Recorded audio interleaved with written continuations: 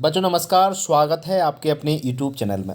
बच्चों, पशुपालन के महत्वपूर्ण ओटी लेकर मैं हाजिर हूँ। इससे पहले वीडियो में आपका क्वेश्चन का बना चुका हूँ, इम्पोर्टेंट क्वेश्चन का।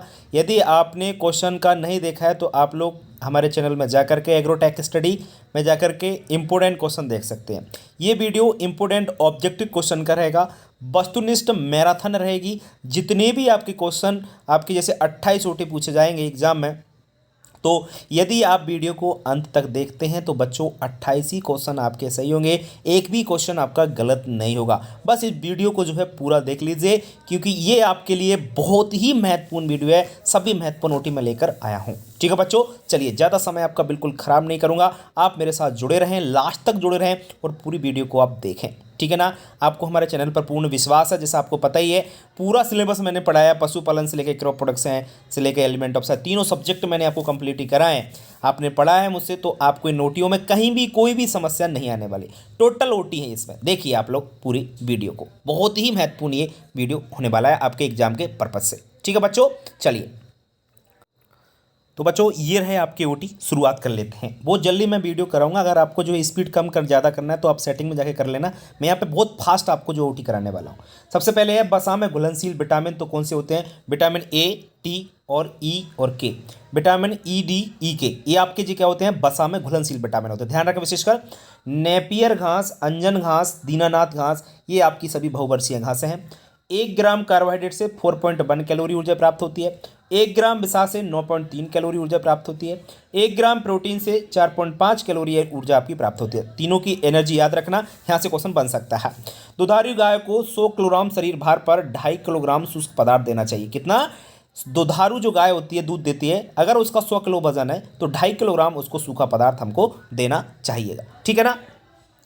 पशु शरीर में 83% जल, कई जगह आपको 73% मिलेगा, तो बच्चों 73% सही है, ये 83% वहाँ पर गलत हो जाता है। ध्यान रहे आप लोग, 73% आप गूगल पे भी सर्च करके मिलोगे तो वहाँ पर भी आपको 73% ही पशु के शरीर में जल मिलेगा। 83% ये गलत है, इसको आप लोग ध्यान रखें। ठीक है ना। मैं कह रहा हूँ आपसे, सुन लेना आप लोग। आगे बात करें मोटे चारे में रेशे की मात्रा, तो मोटे चारे में रेशे की मात्रा कितनी होती है? 18% आपकी मोटे चारे में रेशे की मात्रा पाई जाती है। ठीक है बच्चों, चलिए आगे देखते हैं। नेक्स्ट है आपका पशु आहार में मुख्य कितने तत्व होते हैं? तो पशु आहार में मुख्य 6 तत्व कौन कौन से होते हैं? प्रोटीन, वसा, कार्बोहाइड्रेट, विटामिन, खनिज लवण और पानी। ध्यान रखें, ये पशु आहार के मुख्य 6 तत्व होते हैं। बोन मील, हड्डी का चूरा जिसको कहते हैं, इसमें कैल्शियम और फास्फोरस तत्व पाए जाते हैं। कौन कौन से? हड्डी के चूरा में कैल्शियम और फास्फोरस तत्व पाए जाते हैं। मछली का चूरा प्रोटीन का बहुत अच्छा स्रोत है। ध्यान रखना, मछली का चूरा होती है, मछली में ही 15% से ज़्यादा प्रोटीन पाया जाता है, तो उसकी चूरा में भी आपका कितना प्रोटीन की मात्रा अधिक होगी। ध्यान रखें, तो मछली के चूरे में प्रोटीन की मात्रा अधिक होती है। बरसीम आपकी फलीदार हरे चारे के अंतर्गत आता है। बरसीम और लोबिया और लूसन, ये तीनों क्या है? ये फलीदार हरे चारे के अंतर्गत आते हैं। ध्यान रखें विशेषकर। प्रौढ़ पशुओं के शरीर में लगभग 20% वसा होता है। प्रौढ़ यानी जवान जो पशु होते हैं ना, उनमें लगभग 20% क्या पाई जाती है? फैट पाई जाती है। ध्यान रहे आपको। नेक्स्ट अगर बात करें बच्चों, पशुओं में बांझपन, इसकी स्टेरिलिटी जो होती है ना, विटामिन ई की कमी से हो जाती है। पशु में प्रजनन क्षमता खत्म हो जाती है विटामिन ई की कमी से। ध्यान रखें आप लोग विशेषकर। सूखा रोधी विटामिन कौन सा है? सूखा रोधी विटामिन डी है। सूखा रोधी, जिसको रिकेट्स आपको रोग कहते हैं, वो आपका विटामिन डी है, इसकी कमी से हो जाता है। विटामिन एक कार्बनिक यौगिक है। ध्यान रखना, विटामिन क्या है? कार्बनिक यौगिक होते हैं। ठीक है ना। ध्यान रखें, ऑर्गेनिक कंपाउंड होते हैं विटामिन। ठीक है, चलिए बात करते हैं आगे बच्चों नेक्स्ट आपके ओटी की। पशुओं को प्रतिदिन 50 से 100 ग्राम नमक देना चाहिए। ध्यान रखना, कितना ग्राम? पशु को प्रतिदिन 50 से 100 ग्राम नमक देना चाहिए। लोबिया और बरसीम, ये दाल वाले चारे हैं, सब लोग जानते हैं। कौन से वाले हैं? दलहनी चारे हैं। बरसीम आपका फलीदार हरा चारा है बच्चों। बरसीम कैसा है? आपका फलीदार है और हरा चारा होता है, सब लोग जानते हैं अच्छी प्रकार से। बिनोला, बिनोला आपको पता है, ये बिनोला की खली जो होती है ना, ये कपास के बीजों से तेल निकालने के बाद प्राप्त होती है। देखो, उससे रुई भी मिलती है, पता है। रुई के बाद उसके जो बीज होते हैं ना, उससे तेल निकाल दो, बचा हुआ पदार्थ बिनोला की खली कहलाता है। ठीक है, आगे है ज्वार की HCN हाइड्रोसाइनिक एसिड पाया जाता है। वो इसमें नहीं पाया जाता, वो कौन सी किस्म है? सिरसा 20।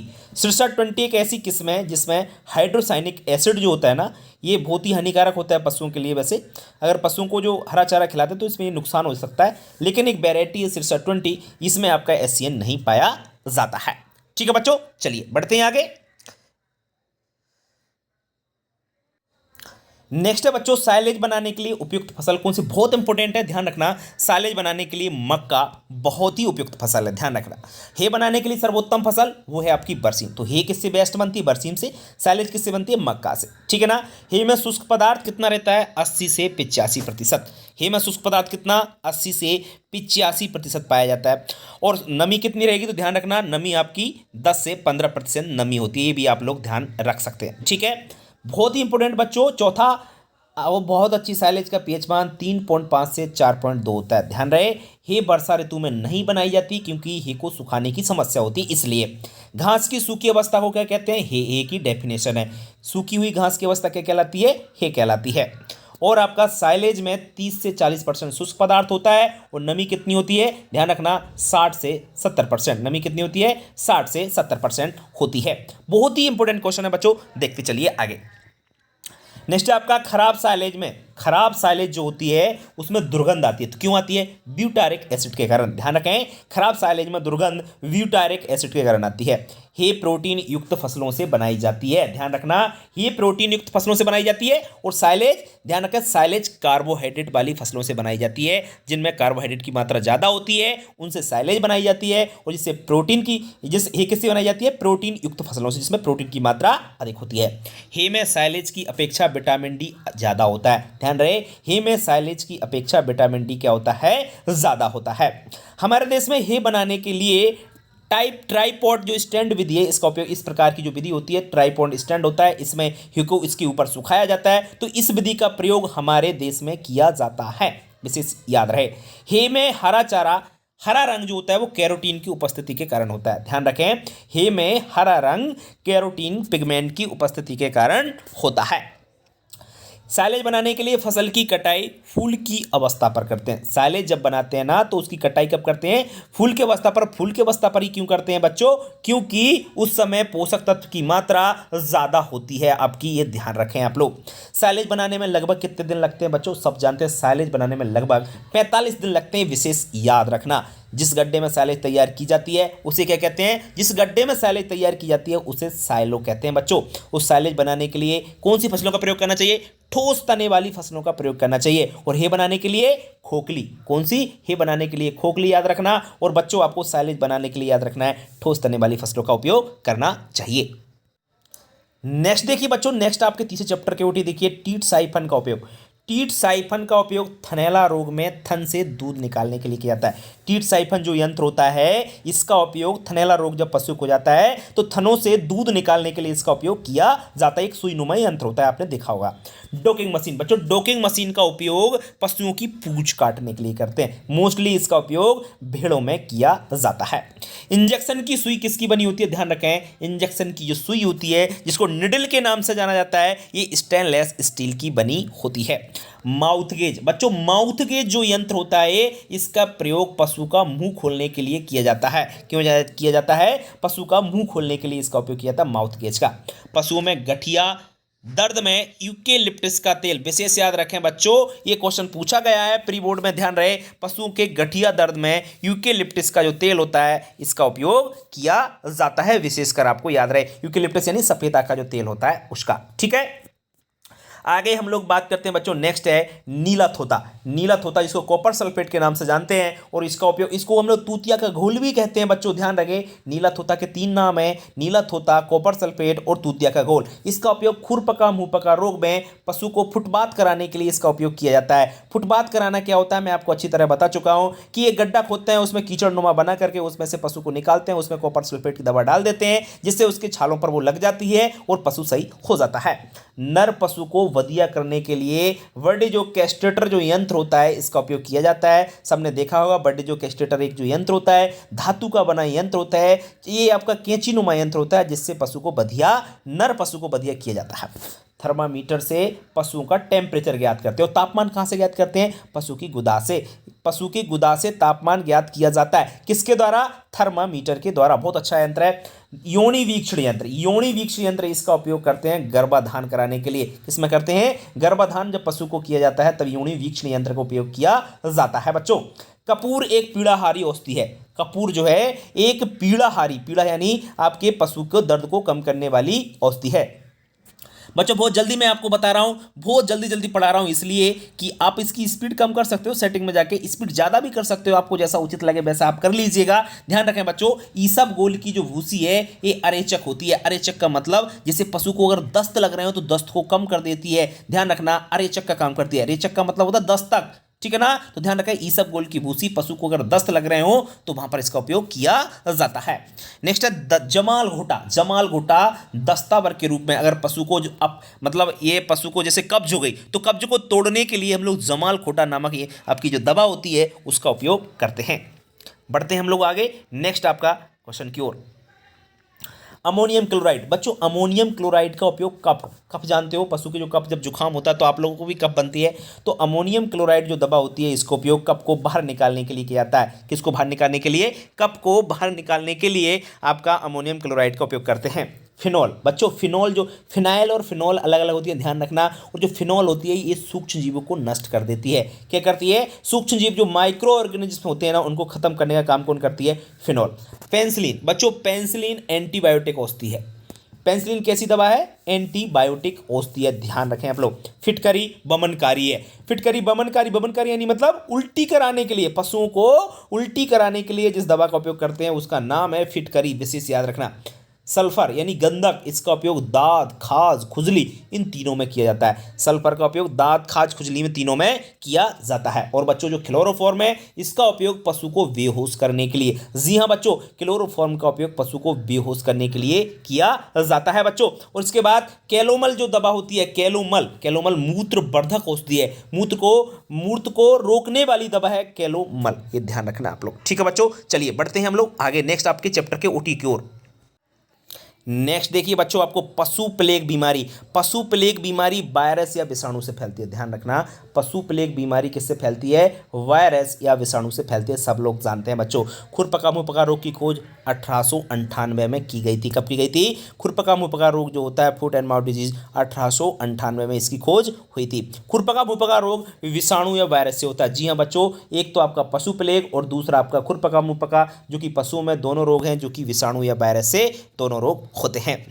एपोथाइजेशन, जी हाँ बच्चों, कल भी बताया था मैंने आपको मैराथन में कि एपोथाइजेशन की क्रिया खुरपका मुंहपका रोग में की जाती है। आपको पता है एपोथाइजेशन क्या होता है? कि जो अस्वस्थ पशु होता है उसकी लार स्वस्थ पशु से लगा देते हैं, जिससे उन स्वस्थ पशुओं में प्रतिरोधकता क्षमता यानी इम्यूनिटी उनकी बढ़ाने के लिए ये काम किया जाता है।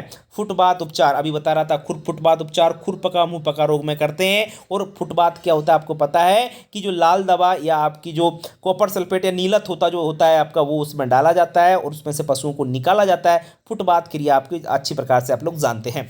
नीलत होता का रासायनिक नाम कॉपर सल्फेट है, कई बार बता चुका हूं आपको। स्वस्थ गाय का तापक्रम 100 से 102 डिग्री फ़ारेनहाइट होता है। स्वस्थ गाय का टेम्परेचर कितना होता है? 100 से 102 डिग्री फ़ारेनहाइट होता है। सबसे अधिक तापमान मुर्गी का 107 डिग्री फ़ारेनहाइट होता है, ध्यान रखना। मुर्गी का सबसे ज़्यादा टेम्परेचर होता है और कितना होता है? 107 डिग्री फ़ारेनहाइट, विशेषकर याद रखेंगे आप लोग, ठीक है। चलिए बात करते हैं आगे।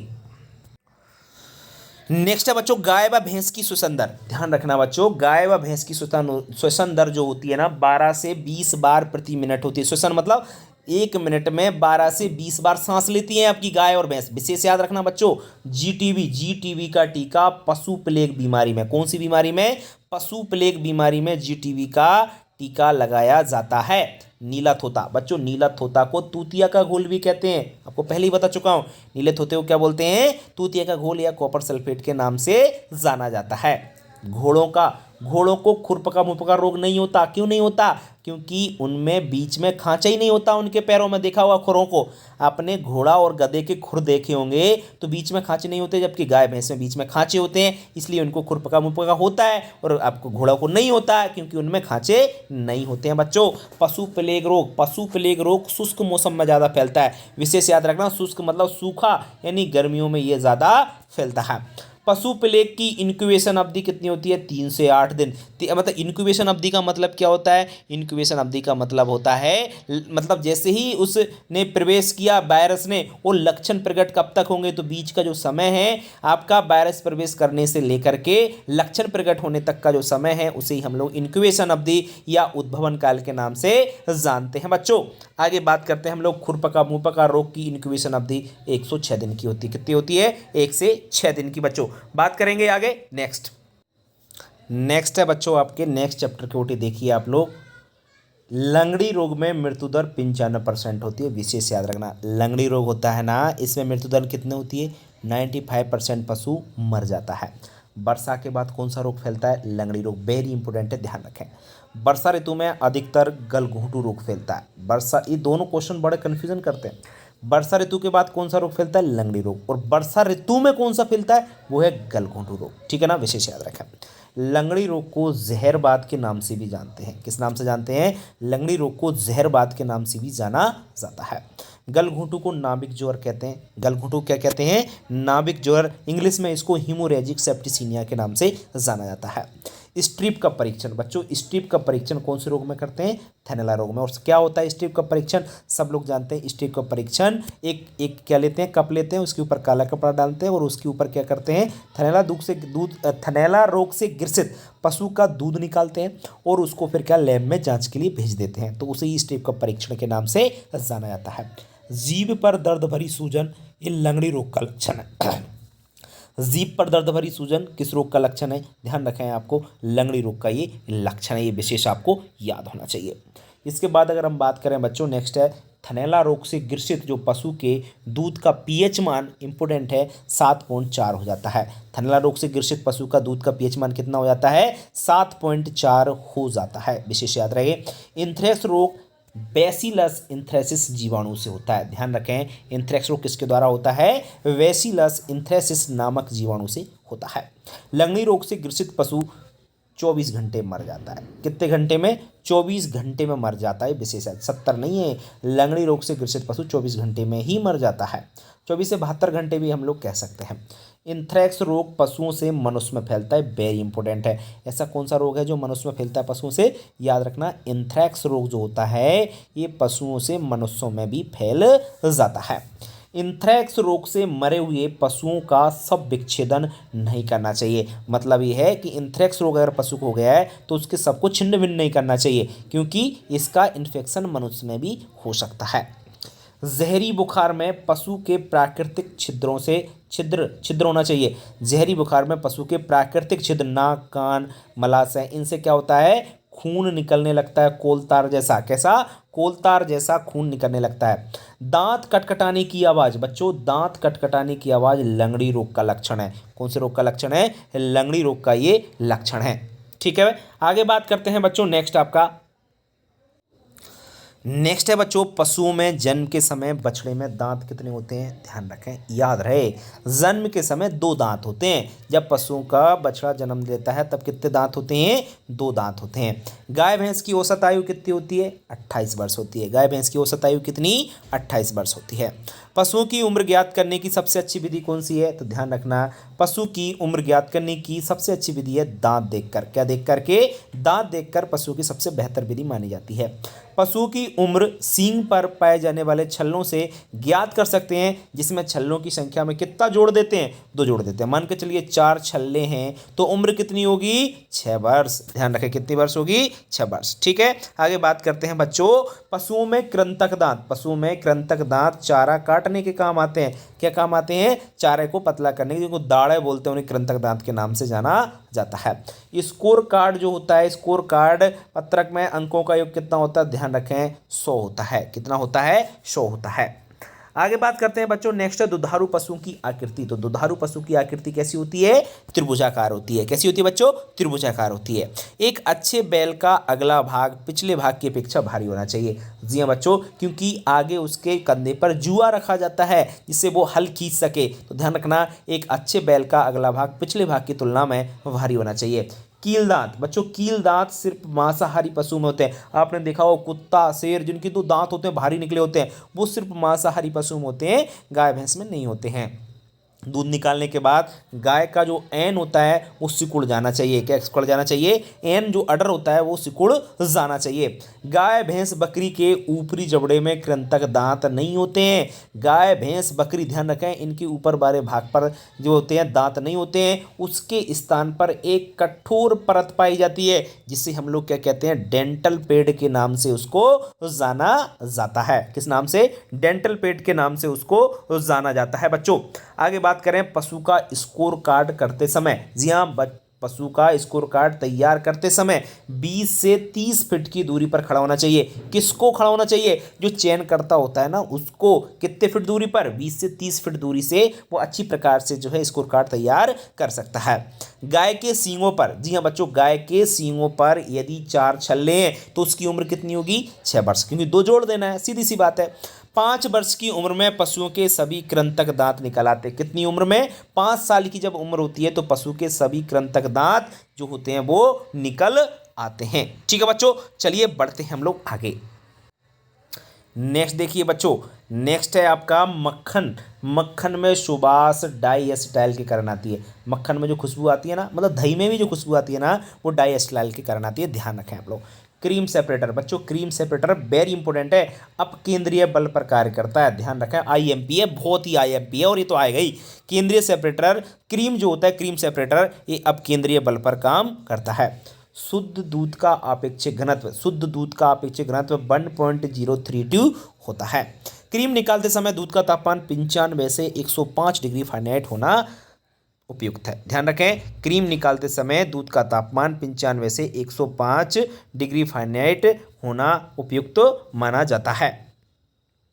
आगे बात करते हैं क्रीम पकाने का उपयुक्त तापक्रम। क्रीम पकाने का जो तापक्रम होता है वो होता है 18 से 21 डिग्री। और क्रीम पकाने का मतलब सीधा सीधा होता है, जैसे हम लोग क्रीम को रख देते हैं तो रूम टेम्परेचर पर रखते हैं और वहाँ का टेम्परेचर 18 से 21 डिग्री सेल्सियस होता है। सिंपल सी बात है। मक्खन में नमक कितना मिलाया जाता है? 1%। याद रखें, घी को 110 से 120 डिग्री सेल्सियस पर गर्म करना चाहिए। क्या करना चाहिए? गर्म। कितने टेम्परेचर? विशेष याद रखना, 110 से 120 डिग्री सेल्सियस पर हम घी बनाते हैं मक्खन को गर्म करके, आपको मालूम होगा।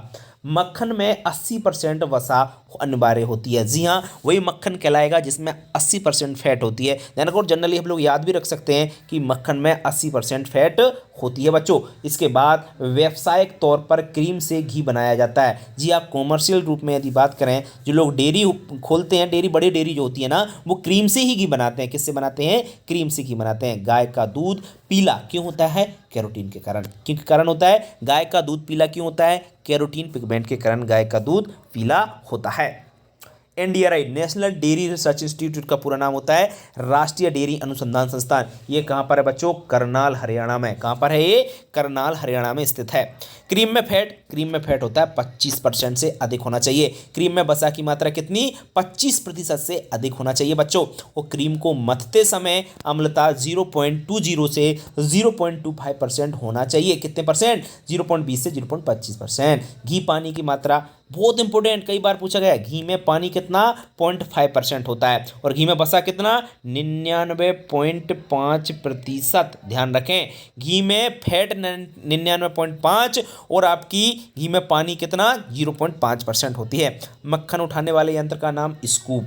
मक्खन को उठाने वाला यंत्र क्या नाम होता है? स्कूप होता है बच्चों। बटर बर्कर, बटर बर्कर में मक्खन से पानी अलग करने के लिए नमक मिलाते हैं। मक्खन में नमक क्यों मिलाते हैं? ध्यान रखना, ध्यान रखना, मक्खन में नमक इसलिए मिलाते हैं कि उसके पानी को अलग किया जा सके बच्चों। बहुत बढ़िया। आगे बात करते हैं नेक्स्ट आपके ओटी की। नेक्स्ट ओटी आपका है बच्चों, ये दूध की अपेक्षा क्रीम हल्की होती है। सही बात है, तभी तो मलाई ऊपर तैरती रहती है दूध में। क्यों? क्योंकि उसका आपेक्षिक घनत्व कम होता है, इसलिए। मक्खन में 12 से 16% जल होता है बच्चों।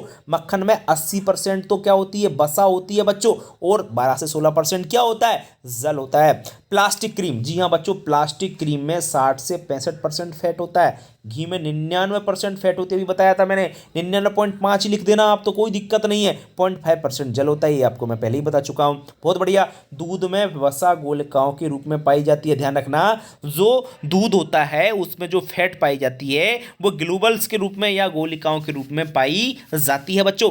दूध में खटास, जी हाँ, दूध से दही बनता है तो कौन सा बैक्टीरिया बनाता है? लैक्टोबैसिलस लैक्टिस या स्ट्रेप्टोकोकस लैक्टिस, ये बैक्टीरिया दूध में खटास उत्पन्न करता है। ध्यान रखें विशेषकर बच्चों। बहुत बढ़िया जा रहे हैं आप लोग। चलिए बढ़ते हैं आगे। नेक्स्ट बच्चों देखिए आप लोग, चेड्डार पनीर, जी हाँ, संसार में सबसे अधिक पसंद की जाती है। कौन सी पनीर? चेड्डार पनीर, जिसको संसार में सबसे अधिक पसंद किया जाता है, विशेष याद रखें। दही क्या है? दही एक किण्वित दुग्ध पदार्थ है। दही क्या है? किण्वित दुग्ध पदार्थ है। किण्वन की क्रिया के द्वारा बनता है दही। आपको मालूम होगा कि दूध में जामन डाल के रख देते हैं और फिर दही बन जाता है। कैसे? किण्वन की क्रिया के द्वारा। बहुत अच्छे। पनीर भोजन में मांस का विकल्प है।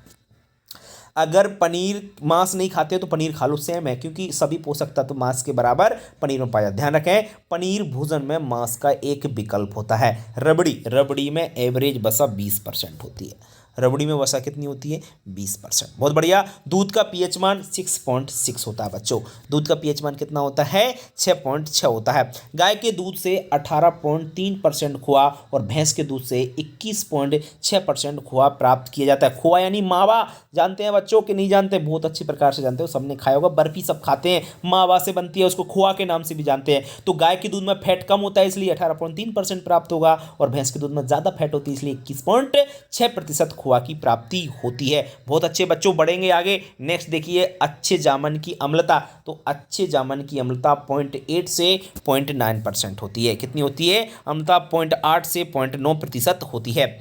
ब्रिक पनीर बच्चों, ब्रिक पनीर बैक्टीरिया द्वारा बनाया जाता है, विशेष याद रखना। बा से बा जोड़ देना, ब्रिक बैक्टीरिया याद रहे। ब्रिक यानी बैक्टीरिया, ये आपको याद होना चाहिए। बहुत बढ़िया बच्चों, आगे बात करें। दूध से दही लैक्टोबैसिलस लैक्टिस और स्ट्रेप्टोकोकस लैक्टिस द्वारा बनता है। सब जानते हैं दूध से दही बनाने वाले जीवाणु का नाम लैक्टोबैसिलस लैक्टिस और स्ट्रेप्टोकोकस लैक्टिस जीवाणु द्वारा ये बनता है।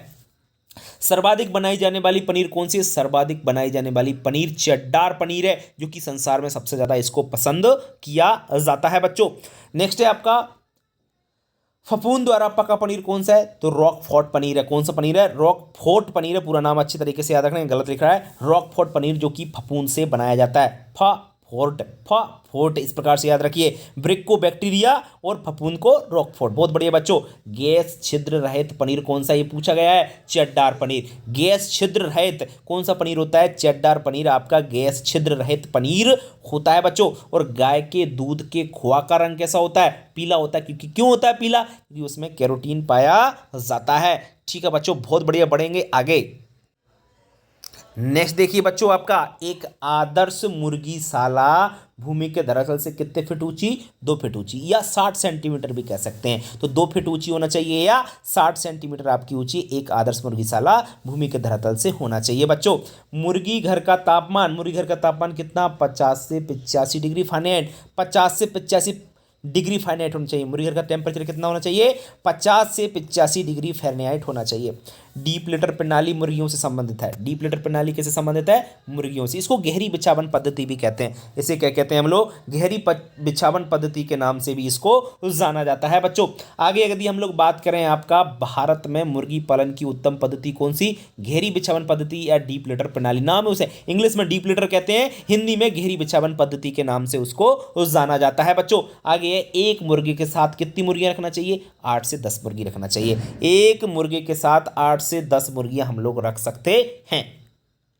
नेक्स्ट है आपका मुर्गीशाला में खिड़की पूरब से पश्चिम होना चाहिए, जिससे अच्छी प्रकार से उसमें धूप आ सके। इसलिए क्या होना चाहिए? पूरब से पश्चिम की ओर आपके क्या होना चाहिए? खिड़कियां होना चाहिए। बहुत बढ़िया। मुर्गी के मुंह में दांत नहीं होते, ध्यान रखना बच्चों। मुर्गियों के मुंह में दांत नहीं होते हैं और मुर्गियों में पसीना ग्रंथि भी नहीं पाई जाती है। ये आपको अच्छी प्रकार से याद होना चाहिए बच्चों। मुर्गीशाला में प्रति मुर्गी के लिए कम से कम 1 वर्ग फीट स्थान होना चाहिए। मुर्गीशाला में प्रति मुर्गी के लिए कितना कम स्थान होना चाहिए? 1 वर्ग फीट स्थान होना चाहिए। ध्यान रखें। पिंजरा प्रणाली पद्धति मुर्गी पालन से संबंधित सब लोग जानते हैं। पिंजरा प्रणाली और गहरी बिछावन पद्धति, ये दोनों आपकी मुर्गी पालन से ही संबंधित हैं। कई बार प्रश्न बने हैं बच्चों, ध्यान रहे। सूर्य प्रकाश की कमी के कारण मुर्गियों में विटामिन डी की कमी हो जाती है। क्यों? क्योंकि विटामिन डी का स्रोत क्या है? सूर्य का प्रकाश, जो पराबैंगनी किरणें आती हैं, उन्हीं के द्वारा मुर्गी विटामिन डी का लेती हैं। मुर्गियों में पसीने ग्रंथियां नहीं पाई जाती। अभी बता रहा था, ना तो मुर्गियों में दांत होते, ना मुर्गियों को पसीने ग्रंथियां पाई जाती हैं बच्चों। बहुत बढ़िया, बढ़ेंगे आगे। नेक्स्ट है आपकी, देखिए आप लोग, मुर्गी फार्म की छत। मुर्गी फार्म की छत छप्पर पक्की खपरेल होती है बच्चों। मुर्गी फार्म की छत छप्पर पक्की खपरेल होती है, ध्यान रखना। मुर्गी फार्म की जो छत होती है ना, छप्पर होती है, पक्की खपरेल होती है। बहुत बढ़िया। 100 भारी नस्ल की मुर्गियों के लिए 65 x 20 फीट का घर होना चाहिए। 100 भारी जो नस्ल की मुर्गियां होती हैं, वो उसमें 65 से 20 फीट का क्या होना चाहिए, घर होना चाहिए। बहुत बढ़िया। मुर्गी घर सदैव कहाँ, दक्षिण दिशा में बनाए जाते हैं। घेरी बिछावन पद्धति से बच्चों कीमती खाद प्राप्त होती है। ध्यान रखना, जो डीप लिटर प्रणाली होती है उससे कीमती खाद प्राप्त होती है। कैसी खाद प्राप्त होती है, बहुत ही अच्छी खाद प्राप्त होती है। उसमें आपके सभी पोषक तत्व पाए जाते हैं। मुर्गियों के खाने के पात्र को क्या कहते हैं बच्चों, ध्यान रखना। मुर्गियों के खाने के पात्र को फीडर कहा जाता है। क्या कहा जाता है बच्चों, फीडर, फीडर कहते हैं, ध्यान रहे आपको। नेक्स्ट है आपका मुर्गीशाला का फर्श। तो मुर्गीशाला का फर्श कैसा होना चाहिए, पक्का होना चाहिए। मुर्गीशाला का फर्श कैसा होना चाहिए, पक्का होना चाहिए। मुर्गी 6 महीना में अंडा देना प्रारंभ कर देती है। 6 महीना की हो जाती है तो अंडा देना प्रारंभ कर देती है बच्चों। बच्चों ये बहुत ही इंपॉर्टेंट क्वेश्चन है, बहुत ही इंपॉर्टेंट क्वेश्चन। आंध्र प्रदेश राज्य को अंडे की टोकरी कहते हैं। क्या कहा जाता है, सबसे ज्यादा अंडे का उत्पादन आपका आंध्र प्रदेश में होता है, इसलिए उसे अंडे की टोकरी के नाम से जाना जाता है बच्चों। असील मुर्गी, असील मुर्गी एक लड़ाकू नस्ल है। कैसी नस्ल है, लड़ाकू। मनोरंजन के लिए इसको पाला जाता है। और कड़कनाथ मुर्गी का मांस का रंग कैसा होता है, काला, सब लोग जानते हैं बच्चों। बहुत बढ़िया। पिंजरा प्रणाली, पिंजरा प्रणाली में मुर्गियों में विटामिन डी की कमी हो जाती है बच्चों। याद रखें, जो पिंजरा प्रणाली होती है ना, इसमें धूप नहीं मिल पाती मुर्गियों को। जब धूप नहीं मिल पाती तो विटामिन डी नहीं मिल पाता, और विटामिन डी की कमी मुर्गियों में हो जाती है तो उनको सूखा रोग भी कई बार हो जाता है। बहुत बढ़िया। स्वास्थ्य की दृष्टि से डीप लिटर प्रणाली सबसे बेस्ट है। ध्यान रखें, स्वास्थ्य की दृष्टि से गहरी बिछावन पद्धति या इंग्लिश में डीप लिटर प्रणाली सबसे बेस्ट है, ये आपको याद होना चाहिए। बहुत बढ़िया बच्चों, चलिए बढ़ते हैं आगे।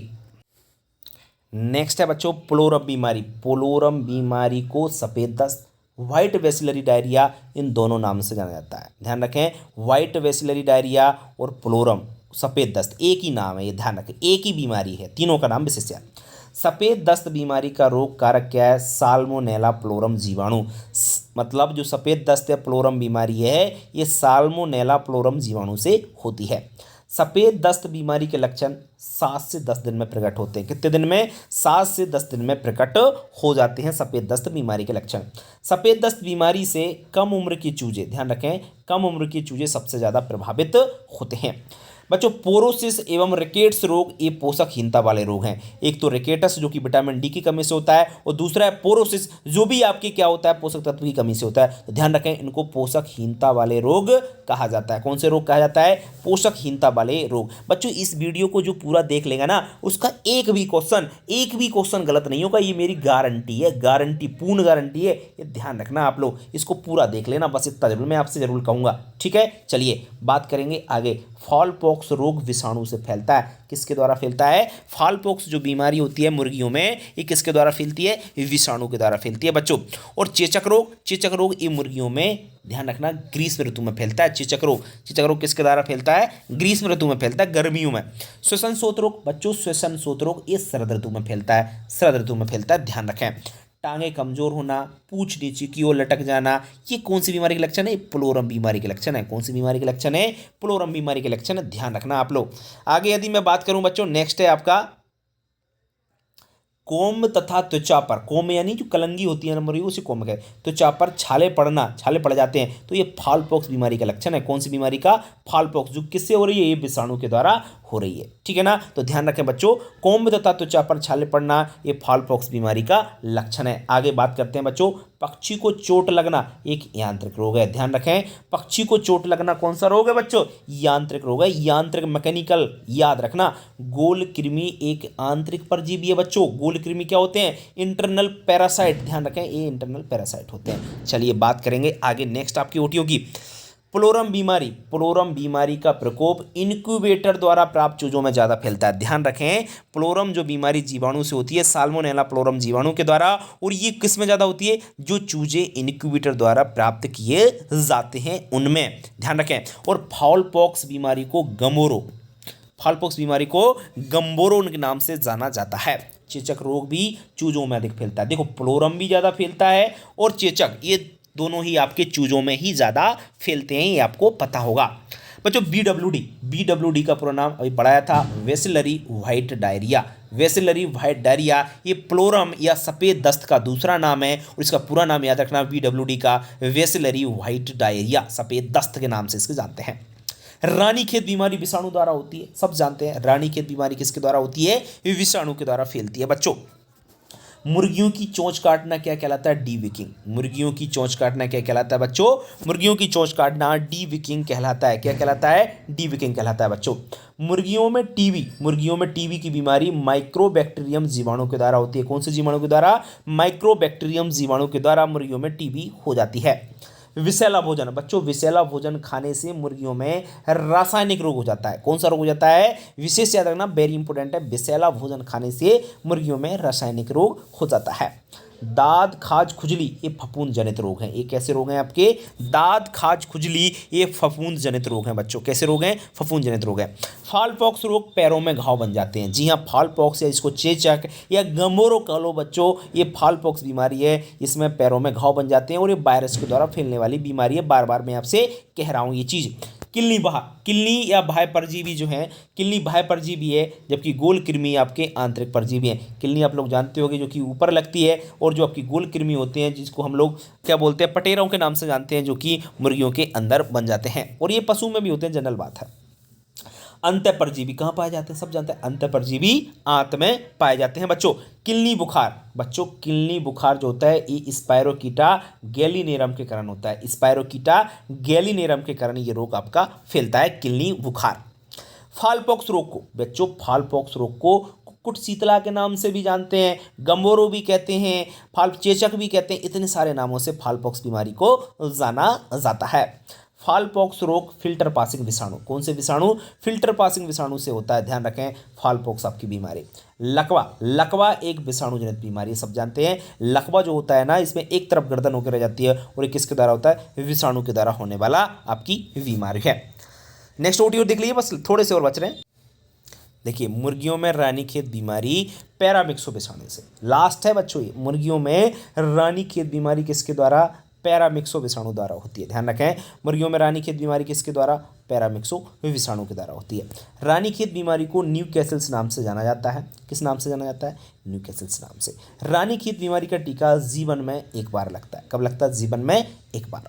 रानीखेत बीमारी चूजों को सबसे ज़्यादा होती है। देखो चाहे फ्लोरम हो, चाहे फॉलपॉक्स हो या रानीखेत, किसके द्वारा होती है, चूजों में ही सबसे ज़्यादा हो रही है तीनों बीमारी, ठीक है ना, ये ध्यान रखें। चिरकालिक श्वसन रोग मुर्गियों में माइकोप्लाज्मा गैलीसेप्टिकम जीवाणु से होता है। ध्यान रखें, चिरकालिक श्वसन जो रोग है मुर्गियों में माइकोप्लाज्मा गैलीसेप्टिकम जीवाणु से होता है। अंतः परजीवी कहाँ पाए जाते हैं, आंत में। अभी मैं आपको बता ही चुका हूँ, कोई दिक्कत ही नहीं है आपको, ठीक है। आगे टीकाकरण द्वारा मुर्गियों के शरीर में संक्रामक रोगों के प्रति प्रतिरोधक क्षमता पैदा होती है। भैया वैक्सीन क्यों लगाते हैं, क्योंकि उनके अंदर इम्यूनिटी पावर बढ़ जाए जिससे वो रोग ना हो, ठीक है। चलिए आगे है किल्नी बुखार। बच्चों किल्नी बुखार आपका स्पायरोचीटा गैलिनेटम के कारण होता है। अभी आपको मैं बता चुका हूँ ये चीज़। बर्ड फ्लू बहुत इंपॉर्टेंट है। बर्ड फ्लू मुर्गियों में होने वाला सबसे खतरनाक रोग है और बर्ड फ्लू भारत में सबसे पहले सन 2006 में महाराष्ट्र राज्य में देखा गया था, ध्यान रखें आप लोग। और रानीखेत बीमारी कोई 1928 में उत्तराखंड में की गई थी। बच्चों विशेष याद रखना है इनको। कॉक्सीडियोसिस रोग मुर्गियों में कॉक्सीडिया प्रोटोजोआ के कारण होता है। कॉक्सीडियोसिस रोग किसके द्वारा होता है, मुर्गियों में कॉक्सीडिया प्रोटोजोआ के कारण होता है। इसके बाद नेक्स्ट है चिरकालिक श्वसन रोग, इसको दीर्घकालिक श्वसन और श्वसन शोथ के नाम से भी इसको जाना जाता है बच्चों, ठीक है बच्चों। तो ये थे आपके सभी ओटी। अगर आपने ये 40 मिनट का वीडियो देख लिया तो आपका काम हो गया। आपको कुछ भी पढ़ने की जरूरत नहीं है, एक भी ओटी आपको बाहर से नहीं पढ़ने की जरूरत है। इससे बाहर नहीं जाएगा, पूरे ओटी कंप्लीट ओटी मैंने आपको पढ़ा दी इस वीडियो में। और जिसने ये वीडियो देख लिया उसको ज़रूरत ही नहीं है कोई कुछ भी पढ़ने की, वो यहीं से 28 ओटी कंप्लीट कर लेगा। जो भी 100-150 ओटी आपके टोटल ओटी होंगे, 150 ओटी यदि होंगे तो क्या दिक्कत है बच्चों, 150 ओटी पढ़ लेते हो तो आपका काम हो जाएगा पूरा 28 ओटी का। कहीं से भी पढ़ने की ज़रूरत नहीं है आपको बच्चों। 70 नंबर का प्रश्न आया, पेपर आएगा पूरा, 28 आपके यहाँ से कंप्लीट हो गए। और पुरानी वाली जो कल जो वीडियो डाली थी उसको देख लेना, वहाँ से आपके 40 नंबर वहाँ से कंप्लीट हो जाएंगे। क्वेश्चन आंसर भी हो गए पूरे, ओटीपी आपके हो गए, 70 नंबर कंप्लीट हो गए। 2 वीडियो देख लो, 1 घंटा 40 मिनट पढ़ लिया, यानी आपके 70 नंबर का काम हो चुका है। ठीक है ना। पुरानी वीडियो नहीं देखिए, पुरानी का मतलब कल की वीडियो यदि नहीं देख रही है आपने, तो आप लोग अभी जाके अभी के अभी देख लीजिए उसको, जिससे आपका काम हो जाए। ठीक है बच्चों, चलिए वीडियो कैसा लगा, वीडियो यदि अच्छा लगा वीडियो को लाइक करें और दोस्तों को शेयर मार दीजिए। जितनी जल्दी से जितने ज़्यादा लोग तक पहुंचाओगे उतना सबका भला होगा। ठीक है बच्चों, चलिए आज के लिए इतना ही, नमस्कार।